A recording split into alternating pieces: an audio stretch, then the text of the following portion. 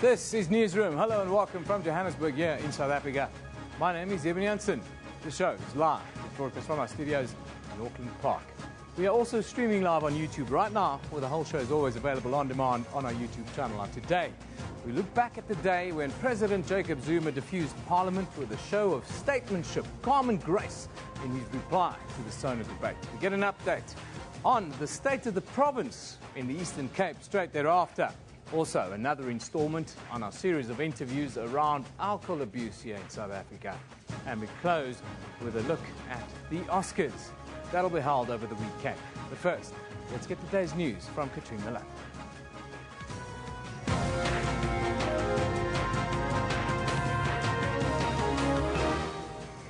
Well, hello and welcome to Newsroom. I'm Katrina Milan, and let's just take a look at those top stories this morning. President Jacob Zuma has called on political parties to work together and be tolerant of each other's points of views. Zuma has emphasized that parties represented in Parliament all have a responsibility to make the institution work. He was replying to the debate on the State of the Nation address. Opposition parties and the public have complimented Zuma's reply to the debate. I was very impressed, especially that he touched on the NSFAS issue, because at universities we especially need that. I feel that the general approach was wonderful. What he said we need in this country was really, I think it's beyond doubt actually that we do need more jobs, we do need more economic growth. That was very good, especially in terms of uniting the nation. To me, he has united everybody. Moving on, the Gauteng Education Department has confirmed that it has sought an urgent court interdict to stop parents of learners at Rudapur Primary School on the Gauteng West Rand from preventing the principal and teachers from entering the school premises. Parents reportedly want a coloured principal as the school is situated in a predominantly coloured area. Yesterday, the department strongly condemned what it termed racism at the school. Moving to Limpopo, 3 people have been arrested in Malamulele following acts of violence and the disruption of schooling in the area. The suspects are facing charges related to intimidation and contravening the Gathering and Schools Act. The arrests come a week after the suspension of services in Malamulele. Cooperative Governance Minister Pravin Gordhan meanwhile announced that a service delivery package amounting to R500 million will be used to accelerate service delivery in the Vebe District Municipality, mainly in Malamulele and surrounding areas. A police sting operation that lasted over 6 months in the Free State and Gauteng has led to the arrest of 34 suspected drug dealers. The suspects include 30 Nigerian nationals and 1 Burundian. R1 million worth of drugs and 7 vehicles have been confiscated. A serial rapist who preyed on women in Mamelodi for 5 years is expected to be sentenced in the High Court in Pretoria today. Mozambican Simone Antonia Sithole was convicted earlier this week on 45 charges. Meanwhile, convicted serial rapist Albert Morake has been sentenced to 1,535 years behind bars. The jail term is one of the heaviest ever handed down. Morake terrorized 29 victims during a kidnapping, raping and robbing spree that spanned a few months. Masses are expected to protest in Lesotho capital Maseru when the Constitutional Court hears an application in which the Attorney General is suing King Letsie III and Prime Minister Tom Thabane. Thabane advised the King to appoint the President of the Court of Appeal. However, the Attorney General says the advice was unconstitutional because coalition partners in Cabinet were not consulted. The protesters say regardless of the circumstances, the King's decision should be respected. Cricket in the World Cup match between host New Zealand and England. New Zealand bowler Tim Southee produced a brilliant spell of swing bowling for career best figures of 7 wickets for only 33 before Brendan McCullum plundered an 18-ball half-century as New Zealand destroyed England by 8 wickets in their World Cup Pool A match. Southee's performance saw England dismissed for 123 with Joe Root top scoring with 46 before New Zealand captain McCullum 77 from 25 balls helped the co-host draw to victory in 12.2 overs at Wellington Regional Stadium. Remember, all those top stories and more are all available on our Newsroom Facebook page. You can also keep up to date on Twitter at SABC Newsroom. Evan, back to you. Thank you, Katrin. Opposition parties and the public have complimented President Jacob Zuma's reply to the debate on his State of the Nation address. President Zuma took a reconciliatory tone as he responded to issues raised during the last 2 days of debate in Parliament. Days is a long time in politics, and nowhere was that more evident than when the President took to the podium in the National Assembly on Thursday to reply to the debate on his State of the Nation address. MPs maintained decorum. The House, a far cry from last week's chaos. The scene was set then, and Zuma surprisingly reconciliatory. We thank all honourable members for their contribution to the debate.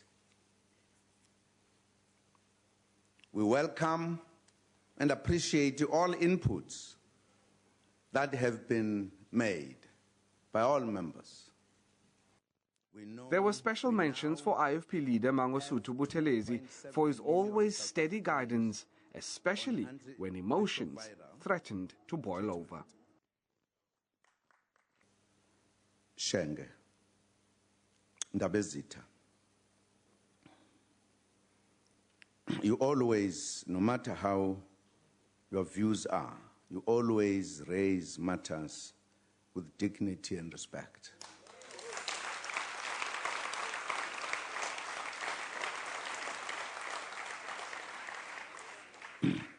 At times, you do resemble a father figure.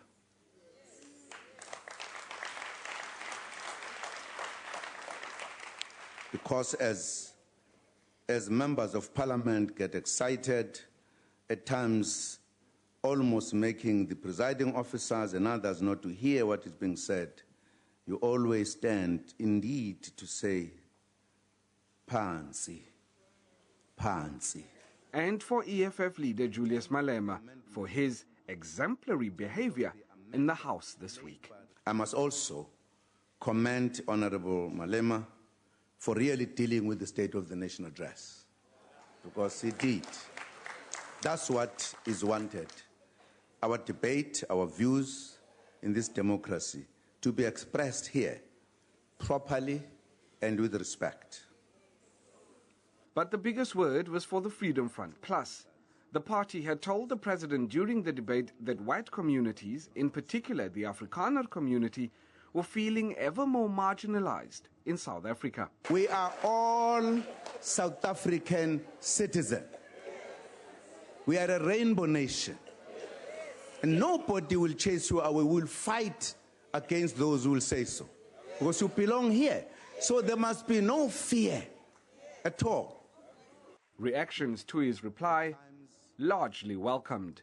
We all live in South Africa, and that the country belongs to all who live in it. And that's a comforting view, as long as they walk the talk, because it's good to say one thing, but then and when it comes to government policy and how they implement policy, people still do feel that there's discrimination in that regard against minorities. My impression is that whether one likes him or not, it was quite an adroit performance. Whether it addressed the issues or not is besides the point. I thought it was a good speech in that he spoke to his own caucus, he spoke to his own people. But I felt as a South African he needed to be able to communicate further where South Africa would go. What really excites me is the focus of the president on hard work that must be following the State of the Nation address. The second exciting thing is a reconciliatory approach the president has adopted. There was high praise too from those in the public gallery. I was very impressed, especially that he touched on the NSFAS issue, because at universities we especially need that. I feel that the general approach was wonderful. What he said we need in this country was really, I think it's beyond doubt actually that we do need more jobs, we do need more economic growth. I have some reservations about the methods in which we're going to get there. That was very good, especially in terms of uniting the nation. To me, he has united everybody because he was talking and including inclusively. The president's replies concluded the debate on the State of the Nation address. Lukhanyo Kalata, SABC News, Parliament. Yeah, it was a show of calm force. President Jacob Zuma emerged at the end of the week of SONA debates as a leader and a statesman. He reminded political parties represented in Parliament that they all had a responsibility to make the institution work. Zuma asked for cooperation and tolerance in a speech that took the wind out of the sails of his adversaries somewhat. Now, for the latest, we are joined by our parliamentary reporter, Lucanio Kalata, who is with an analyst, Abdul Wahid Patel from Ethicor. A very good morning to you once again, Lucanio. We're at the end of the week. We're at the end of the SONA debates. It was a scenario of really turning the tables on all of those that criticized and tried to pigeonhole the president. Eben, yes, good morning. What a speech the president made yesterday, considering all the tension, all the emotion that had preceded yesterday's reply by the president. Very calming, very reconciliatory. Something I think that a lot of us, even though some of us that were sitting in the press gallery, we weren't necessarily expecting from the president. As you correctly pointed out, Yeben, I am joined by Abdul Wahid Patel, who is a political consultant from Ethicor, and he's joining us for us to discuss a little bit the president's response yesterday and whether or not it had achieved what he had set out to do. I'd like to bring him into the conversation right now. Mr. Patel, thanks very much for joining us and good morning. Thank you. The president's reply yesterday, would you say that was expected? I think we weren't clear as a nation what we were going to see, but I think what the president tried to achieve was to show that he is a tough-talking president and that he can command an agenda around what he thinks the tone of the government should be in debating the state of the nation. And as far as he's concerned and the leadership of the government is concerned, that agenda is in fact the policy priorities of the African National Congress, which find its core and its genesis in the Freedom Charter as the lodestar of that organization and the democratic movement at large. The president fielded a lot of criticism in the replies, in the debate to his State of the Nation address. Yet yesterday he essentially ignored mostly the criticism, but was quite conciliatory, spoke to people, especially MPs that had made constructive inputs. Again, I think given that this is both a political speech, but also a speech about the business of government and the business of society at large, he wasn't just talking to the organizations represented in the National Assembly through different political parties. He was also talking to the nation at large. And so I think his approach to try and reach across the divide was an attempt to show that the ANC is not a hostile party in government and in the National Assembly, that it is able to recognize and appreciate the constructive inputs from opposition political parties, but it's also not going to shy away from giving attention to those difficult issues, but at the same time also not giving credibility to issues that it feels doesn't deserve a place in the debate around the state of the nation in South Africa.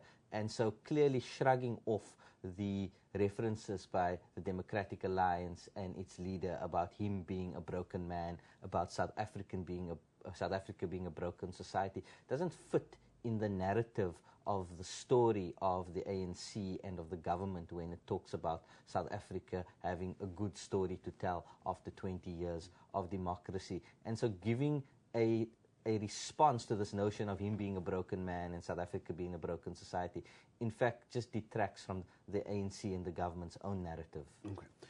One of the key things that he did, and he veered off his written text, which is something that we're not used to seeing from the president, was he spent a lot of time addressing the issue of in particular, the Afrikaner community that is feeling left out. I think that is tactical and very deliberate, because in the ANC's view, I think there is a clear perception that certain quarters within society selectively use and refer to South Africa's history and legacy. And the one obvious one being former President Nelson Mandela.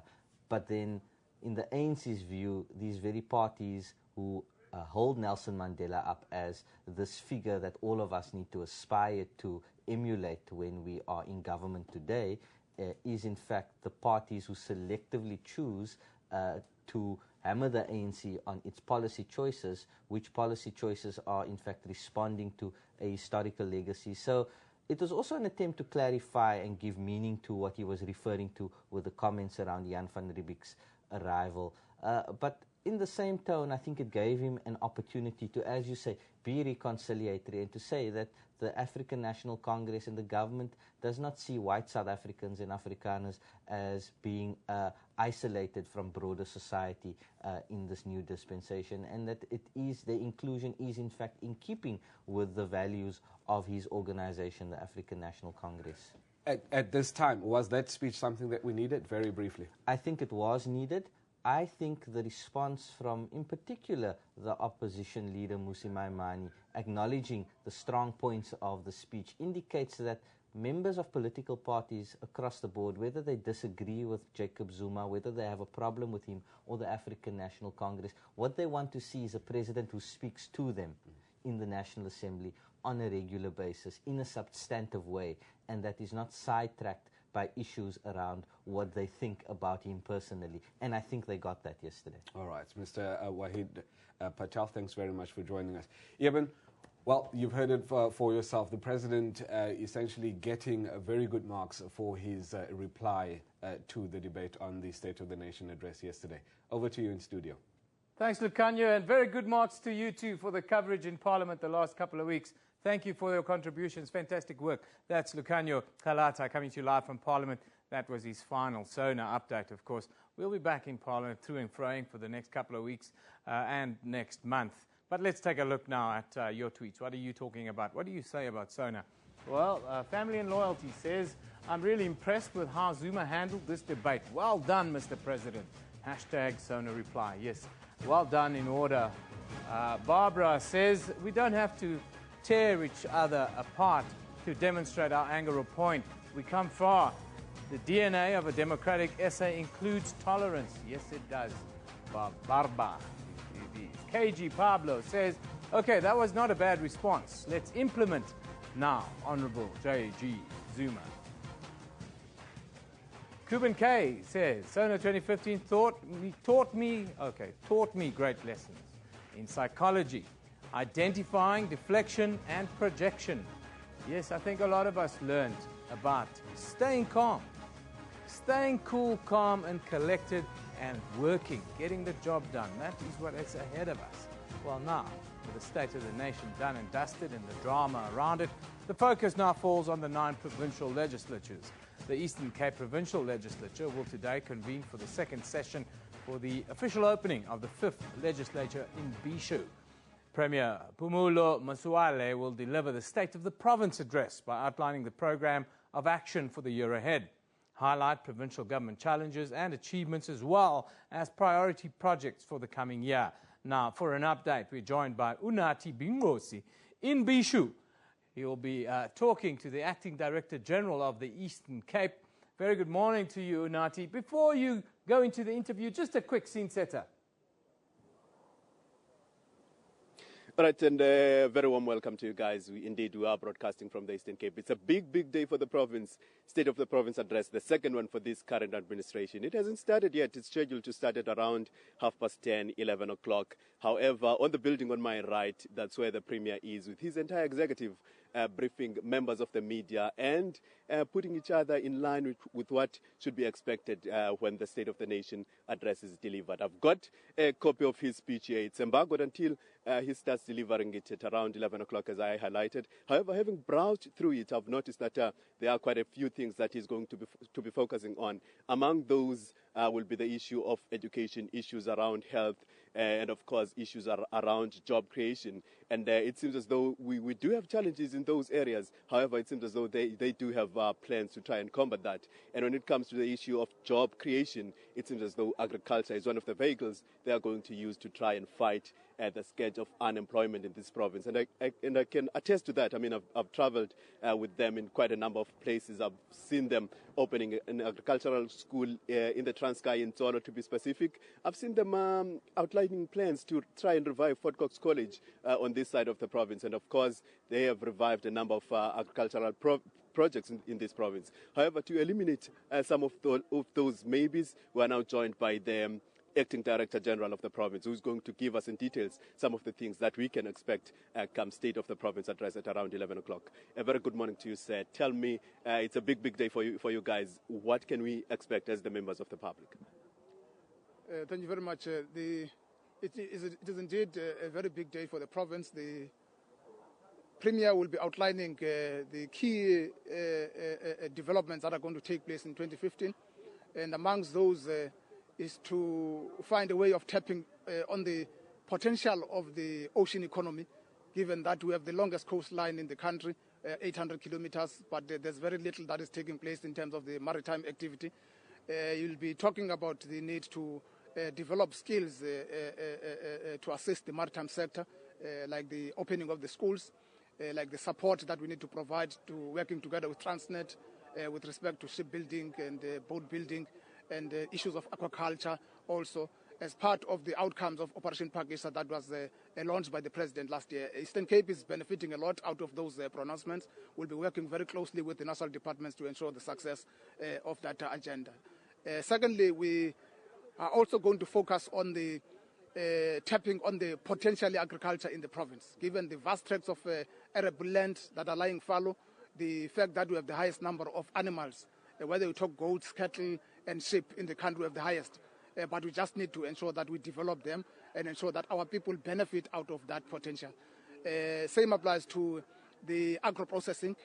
Premier will be talking about the agro-processing and also the hubs, agro-processing hubs that are going to be opened, those that have been opened already and the progress, and also additional ones that will be opened as well, to ensure that we ensure that our people are benefiting out of the value addition out of the agricultural products. He will also be talking to the infrastructure development plans by various provincial departments, national departments and public entities, especially SANRAL, the work that is being done by SANRAL in the province, both in the western side of the province and also in the eastern side. I'm sure it's more than 3 billion of investment from SANRAL to revamp our roads in the province. Same applies to public works, especially on the rural roads, which are a major problem and a major challenge that has always been raised by our people in the province. Just before I let you go very briefly now, tell me, good plans and very encouraging plans you've got, capacity to execute them to the T. The Premier will also be talking to that. We have identified that there is a need to beef up our capacity to monitor and evaluate the work that is being done and also the project management capability. Through the outcome of the work that has been done by the Provincial Planning Commission, which has produced the Provincial Development Plan, they have identified the need and clear indicators and actions to address issue of project management capability, the planning capability, and ensuring that people are held accountable to implement the activities that have been agreed upon. So we'll focus on those things to ensure that all the plans that have been put in place are implemented. Sir, thank you very much for your time. Always a pleasure working with you. Cheers. Well, that was the Acting Director General of the province, Mr. Mahlobandile Kwase. When the Premier, we are expecting them to move away from where we are now to the legislature, where he will be delivering his speech. Very tightrope he has to walk as he tries to inspire a perennially underachieving province and try to turn it into a top performer. We'll see how they do going forward. With that, let's hand back to you guys in Joburg. Nati, thank you very much for that update. Yes, the State of the Province address will happen at 11 o'clock, and Nati will keep us updated a little bit later in the day as to what comes out of the State of the Province. Let's now take a look at the front pages from around the globe. In the United Kingdom, The Times reporting that world leaders scrambled to salvage the ceasefire between Russia and Ukraine last night as pro-Putin rebels claim to have killed thousands of troops. Then, here on the continent, in Nigeria, the Vanguard is looking at the Boko Haram training camps that were bombed in the Sambisa forest yesterday and reports more than 100 of the group's members that were killed there. And in the United States, the USA Today says, chill out on the front page. there as the Boston mayor has taken on daredevils who've posted videos of themselves jumping out of windows into massive snow drifts. Yes, I suppose when you have snow, make it count. Now today's picture comes from Siddle GP, a thick blanket of snow covering Istanbul. Can you believe it? Over 35 centimeters deep has fallen. And that's tweeted from Istanbul at SABC Newsroom. Yes, it helps to be streaming live on YouTube at times. Let's now take a look at what is happening across the country today. Yeah, in Johannesburg, EFF MP Andile Mkitama and academic William Gumede will discuss the state of South Africa in Rosebank at 11 a.m. Then in Pretoria, President Jacob Zuma is expected to meet with the leadership of the South African National Editors Forum at 10 a.m. That's in about half an hour's time. We stay in Pretoria. Judgment, of course, in an urgent application by Gauteng Hawks boss, Major General Shadrack Shibia, to have his suspension overturned. He's expected to be delivered in the High Court there. And in Cape Town, Premier Helen Zille will deliver her State of the Province address at 10:30 a.m. this morning. We'll have those updates a little bit later on our platform. You can maybe watch lunchtime, prime time. We'll have all the latest from the State of the Province. But time for us to take a little break. You're watching Newsroom on SABC News.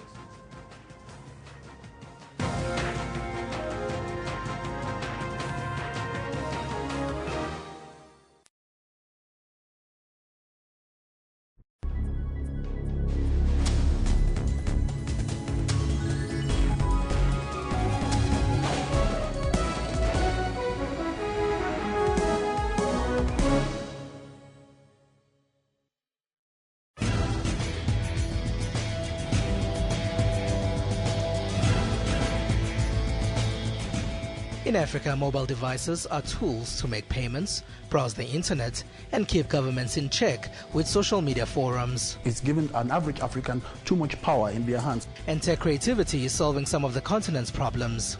Everything is internet driven. And on Network, we tell you how Africans are using technology and social media in their everyday lives. Join Siphumelele Zondi on Network every Sunday at 19:30 CAT.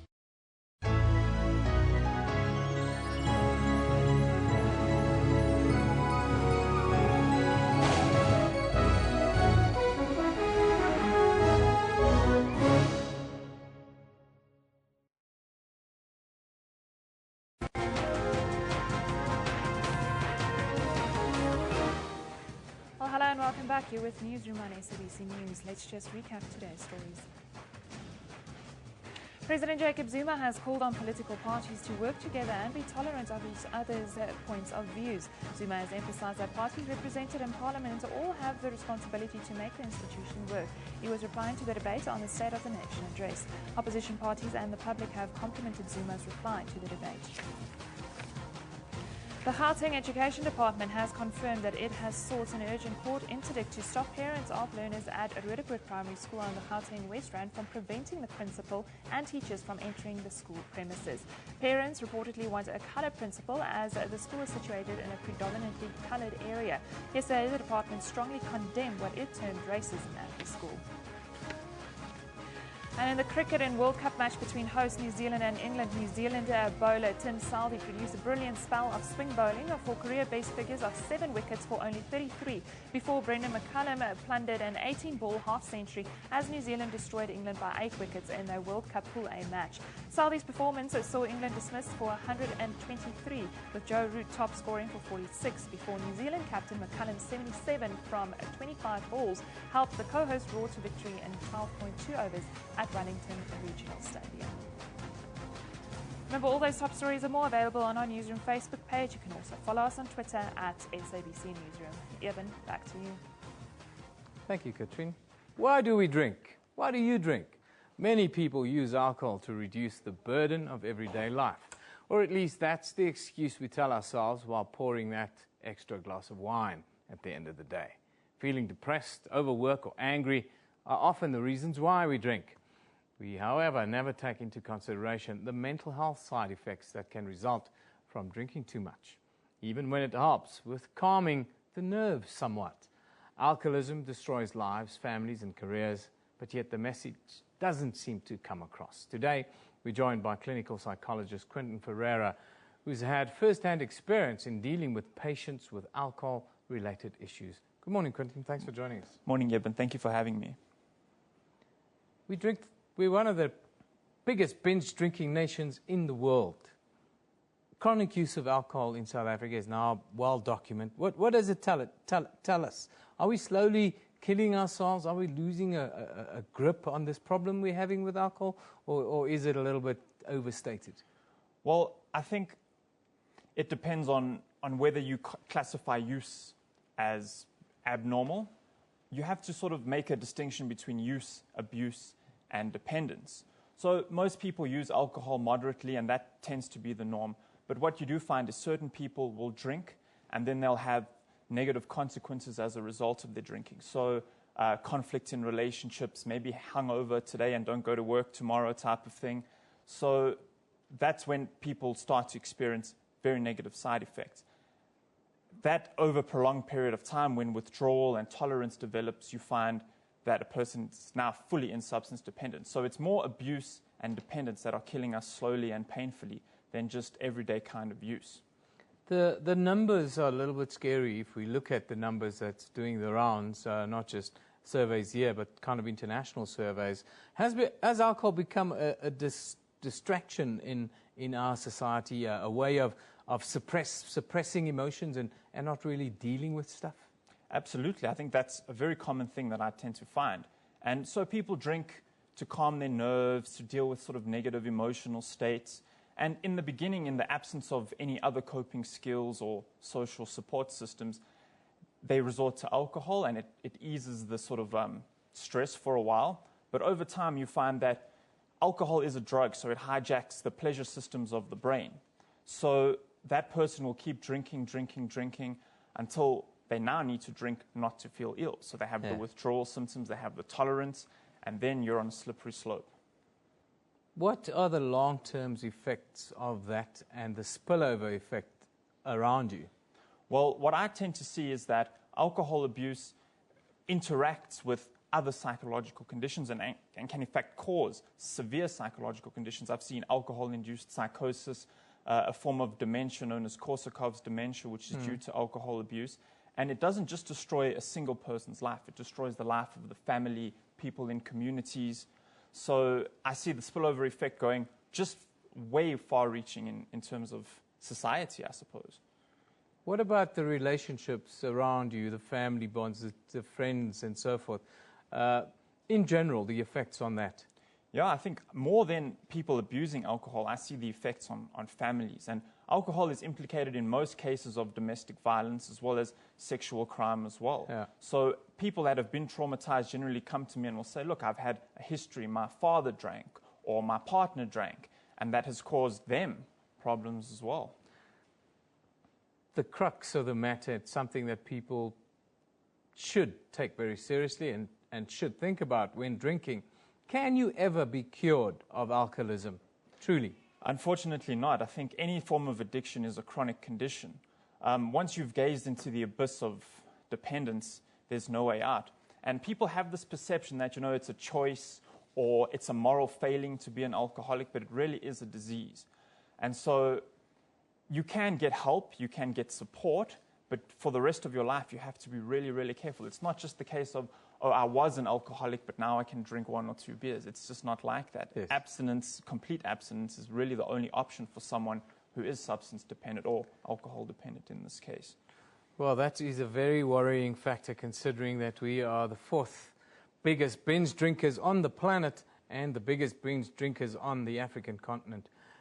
Quentin Ferreira, thank you very much, psychologist, for joining us today. Hopefully you'll join us in the future and tell us a little bit more about our drinking and the problem that this creates in our society.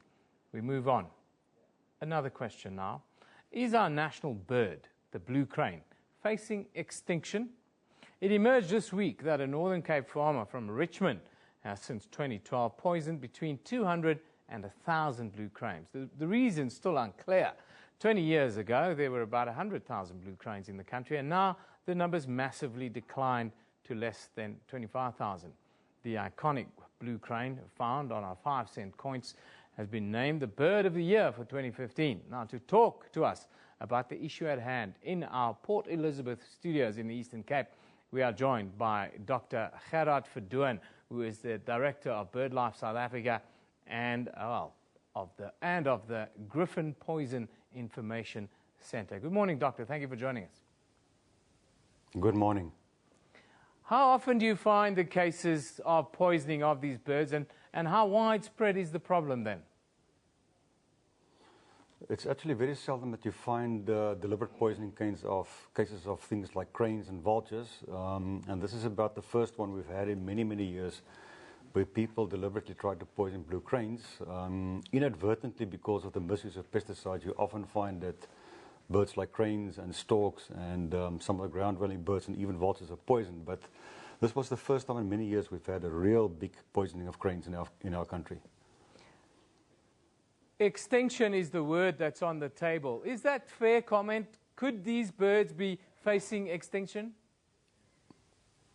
If the allegations are true about this particular incident, which we're still testing at this stage, and added onto that the climate change and the impact of habitat change and habitat loss and shortage of food and the collision with power lines, then one could quite easily think about a scenario where this particular bird might become extinct in the next 50 to 100 years. At this stage, we believe there are about 25,000 birds of this species left in the world, mostly in South Africa. But if we don't put an immediate stop to all the potential impacts on the particular species, I can well believe that within 50 to 100 years, we can lose a species completely in our country. Now, in this particular case of this farmer that you guys are investigating, how do we know how many birds are involved? How do we know what kind of damage has been caused? And also, what kind of measures do you then hope will be taken against this individual if found guilty? The problem is that this thing happened in 2012, and I only got the first information last week Friday upon the appeal of the people from the Karoo to assist them with this investigation. Now, the fortunate thing about this, because of all the media exposure, all the Conservation Department authorities and the Department of Veterinary Services and the police and everybody else now got stuck in, and there's really a massive investigation going on to determine how many birds were killed. In fact, there's a very strong allegation from some of the farm workers and the farmers in the area that at least 200 birds were poisoned. We have a couple of carcasses that were taken by police forensic for analysis. I'm sending up my own samples to Johannesburg and Pretoria for analysis. And we hope to come to a conclusion within a couple of days whether the birds were poisoned or not. We firmly believe the birds were poisoned because cranes don't just die in big numbers like that. And according to the information from the farm workers, at least 35, but most probably 200, and potentially more than that were poisoned in that particular period of time in 2012. Now, if we can prove the birds were poisoned, and we can get the affidavit statements from the particular resources out there, then you lay a charge against the particular person who poisoned the cranes under the act that governs the pesticides, the Animal Protection Act, the top regulations of the National Environmental Management Biodiversity Conservation Act, and also under the Northern Cape Provincial Conservation Authority's own Conservation Act. So there are many different regulation acts that you can use to penalize a particular person. And obviously in a case like this, where it's a national bird, and there was a deliberate poisoning aimed at the birds, you can go for a maximum penalty. And if you compound all these particular charges, it can go into the millions or maybe into a couple of years of imprisonment. Why would a farmer want to poison this bird in particular then, Doctor? It is unbelievable. You know, if you look around the farmers in the Karoo, those people are crane mad. They all look after the cranes. They defend the cranes, they protect the cranes. But you find individuals in the human population that don't care about wildlife. And in this particular case, it seems as if the person believed that the cranes would have had an impact on his planted fodder. That's also another contentious issue because we don't believe that the person had the permit for land use change and a water use license to plant the fodder in the Karoo. Now, obviously, when you plant a green patch like that in the Karoo, any bird that eats insects will come in because those fodder crops attract a lot of insects like the Karoo caterpillar, which is a favorite of theirs, and then with the wrong observations, you believe the crows are busy impacting on your fodder instead of knowing that they're actually taking out the harmful insects. And that then triggered this animosity from the particular landowner, and we believe then that the guy, according to all information, according to himself also, that he deliberately put out poison maize and using an agrochemical or a pesticide to poison the birds to remove them from that particular crop. Well, that is very, very concerning. I thank you for joining us to point our attention that our national bird, the blue crane, could be in peril. Thank you, Dr. Gerard Verdoorn, joining us live from Port Elizabeth. Let's have a quick look at your tweets at SABC Newsroom, is where we're at. Marty says, even if the new school principal bribes someone to get the job, why bar kids from school? Madness, Roodepoort. We're talking about the racial undertones in the school standoff in Roodepoort. Sihle Mlambo says, the issue is that the principal and deputy are black. The deputy should have been at least coloured or white. Really? Really? Do we think like that? Mfana Mukwena says, you stop teaching and learning because you want a coloured principal? Come on now, parents. Are you that stupid? Ask Mfana. There you have some pictures of unhappy parents outside the school, allegedly because the parent or the principal is of a different colour to them, and they believe they're the majority there, so they should have that. I don't know. What do you think? Tell us your views at SABC Newsroom if the scenario plays out. We'll have an update on that story, top of the hour at 10 o'clock, actually, live crossing there to give you the latest as what's happening with parents there. Now for our tweet of the day. Now, our tweet of the day, well, it's got to do with Sona, and it comes from Rulani Baloy. Yes, that was President Zuma's line that he used yesterday during the Sona, towards the end of his debate. Don't play the man, play the ball. Yes, Mr. President. Well said. Sona replies yesterday. Now let's take a look at what's happening on our Facebook page. Of course, there you'll see the ANC in the Western Cape says the DA-led government has failed to provide houses, sanitation or land for those in need, and that the party will now be more active in taking up cases of discrimination. Then, in a Nigerian war against Boko Haram, rages on. You can read more on that on the page. Of course, you can find these and other stories on a Newsroom Facebook page, or visit sabc.co.za for all the latest updates all of the time. This is Newsroom. We'll be back after a short little break.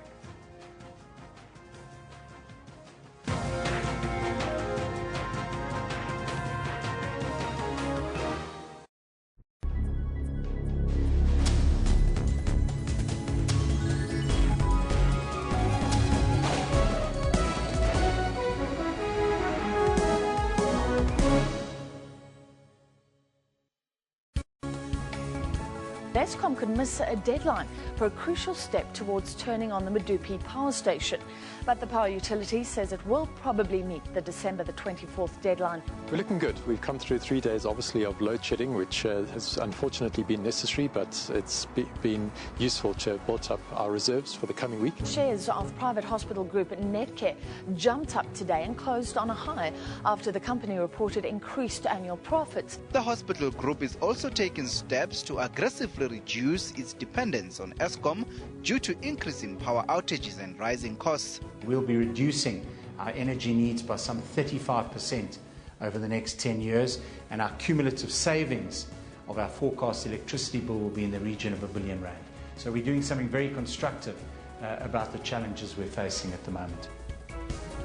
That's Business News, weekdays at 6 p.m. on SABC News.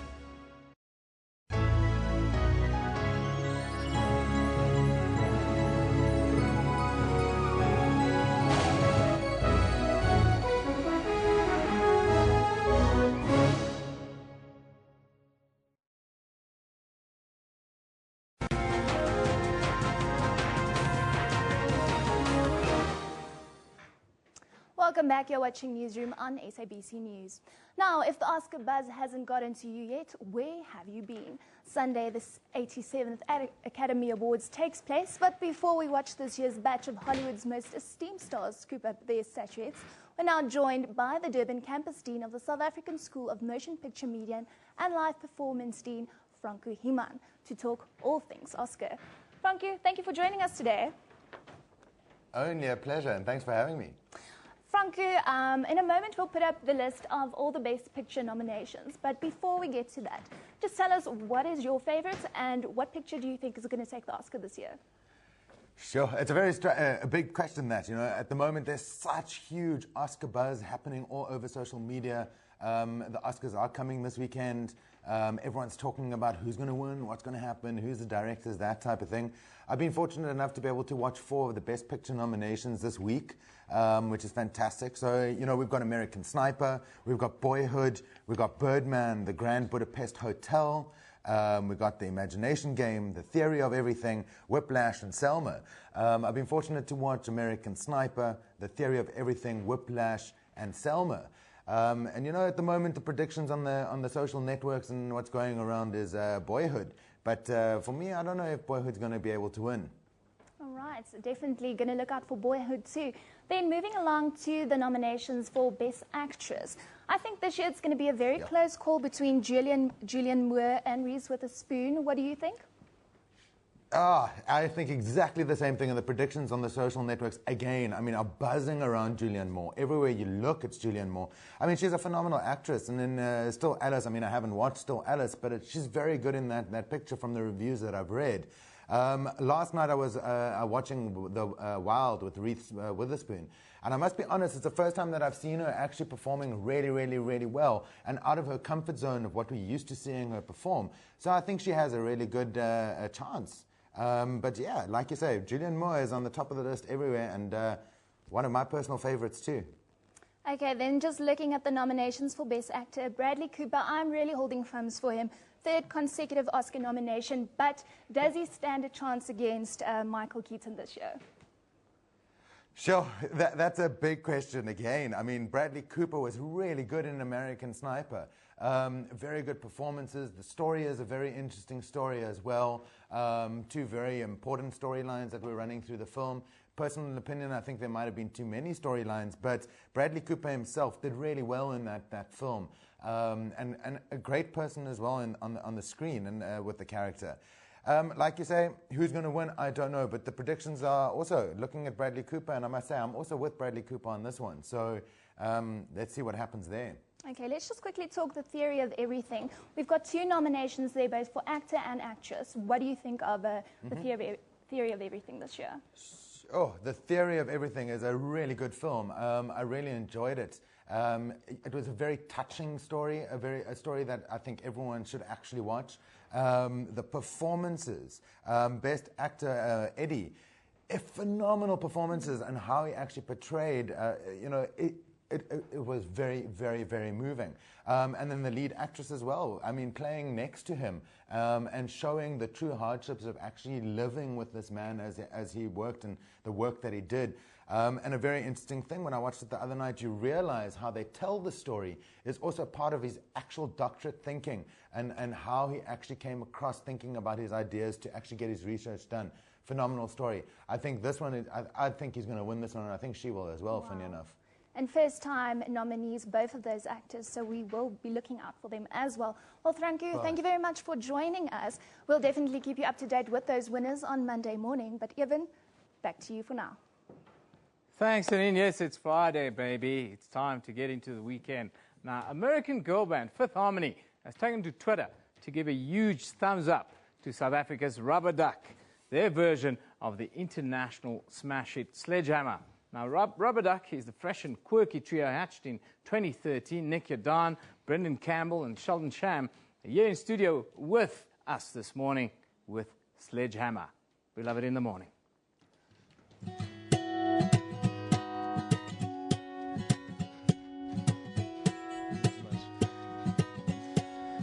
You can take my pulse right now. You will feel just like a sledgehammer. Ba-da-ba-da-ba-ba-ba sex. If you could feel my heart beating now, it would hit you like a sledgehammer. Ba-da-ba-da-ba-ba-ba. Ba-da-ba-da-ba-ba-ba. I don't admit it, I play it cool. And every minute that I'm with you, I feel the fever, and I won't lie, I break the sweat. My body's selling all the secrets I ain't told you yet.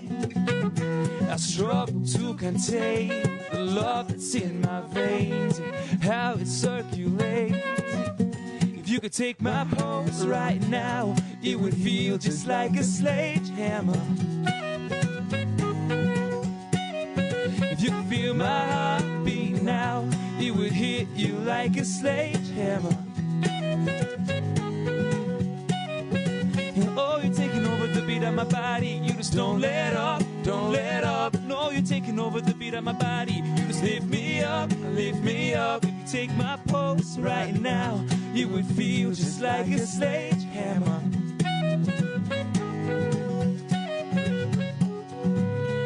The truth is out, no stopping now. I'm getting closer. I had enough, undress my love. I'm coming over. If you could take my pulse right now, it would feel just like a sledgehammer.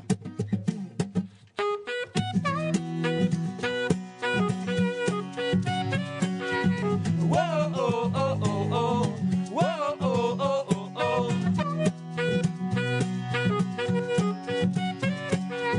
Whoa, oh, oh, oh, oh. Whoa, oh, oh. And no, you're taking over the beat of my body. You just don't let up, don't let up. You're taking over the beat of my body. You just lift me up, lift me up. If you take my pulse right now, it would feel just like a sledgehammer.